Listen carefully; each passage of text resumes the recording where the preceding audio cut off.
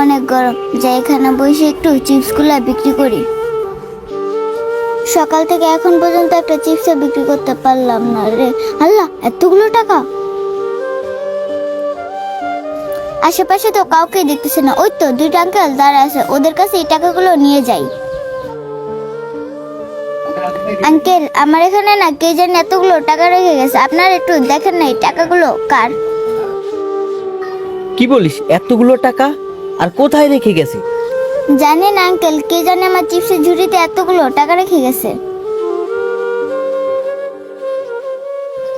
আচ্ছা শোন, এই টাকাগুলোর কথা আর কেউ জানে না তো?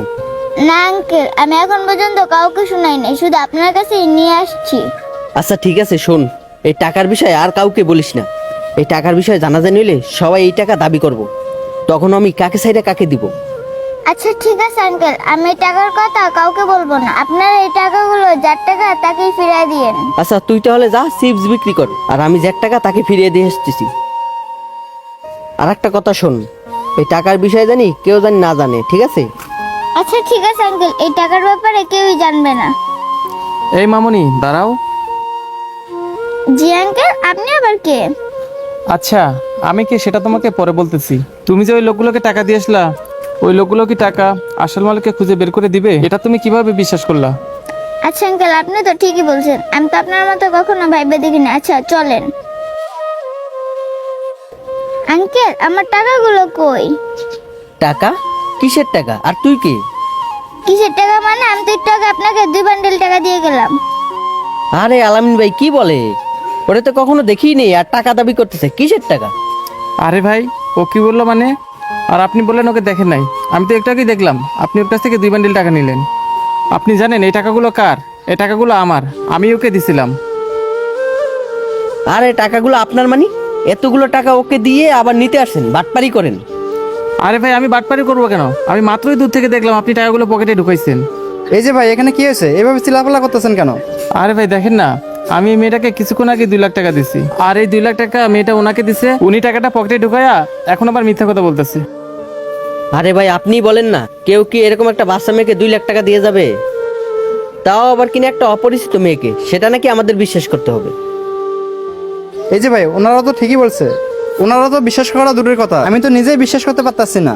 আপনি এরকম একটা পিচ্চি মেয়ের কাছে 2 লক্ষ টাকা দিয়ে যাবেন? হ্যাঁ আঙ্কেল, উনি ঠিকই বলছে, আমি একটু আগে ওনাদেরকে 2 বান্ডেল টাকা দিয়ে গেছি। ও আচ্ছা। আচ্ছা ভাই, আপনি বলেন তো, এরকম একটা পিচ্চি মেয়েকে আপনি কেন 2 লক্ষ টাকা দিয়ে গেছেন? আপনি জানতে চান ভাই কেন দিছি টাকাগুলো? তাহলে শোনেন।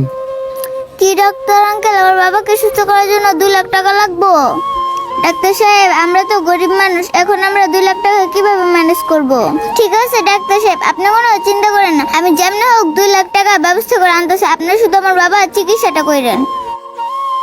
হায় আল্লাহ, আমি তো ডাক্তার আঙ্কেলকে বললাম আমার বাবার চিকিৎসা করতে, এখন আমি 2 লাখ টাকা কিভাবে ম্যানেজ করবো?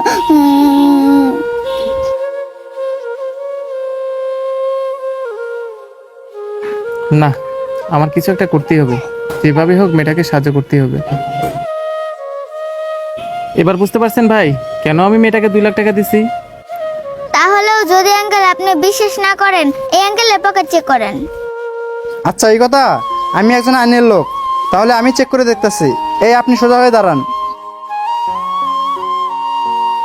আসলেই তো এইখানে 2 বান্ডিল টাকা, মানে 2 লক্ষ টাকা। এই আপনি এতক্ষণ আমাদের সাথে মিথ্যা কথা বলছিলেন কেন? হায় হায় রে, এবার সত্যি সত্যি ধরা খাই গেলাম। সি ভাই, আপনাদের তো লজ্জা থাকা উচিত। আপনাদের তো দায়িত্ব এরকম অসহায় মানুষদের সাহায্য করানো, আপনারা সেটা না করে ওদের টাকা মেরে দিতেছেন। আপনাদের কি একটু লজ্জা শরম করে না? আর আপনাদের দেখে তো ভদ্রই মনে হতেছে। আসলে ভাই এতগুলো টাকা দেখে আমরা লোভ সামলাইতে পারিনি, তাই লোভে পড়ে এই কাজটা করছি। আর মামুনি, তোমাকেই বলতেছি, তুমি যাকে তাকে খুব সহজে বিশ্বাস করে প্রতারিত হবা না।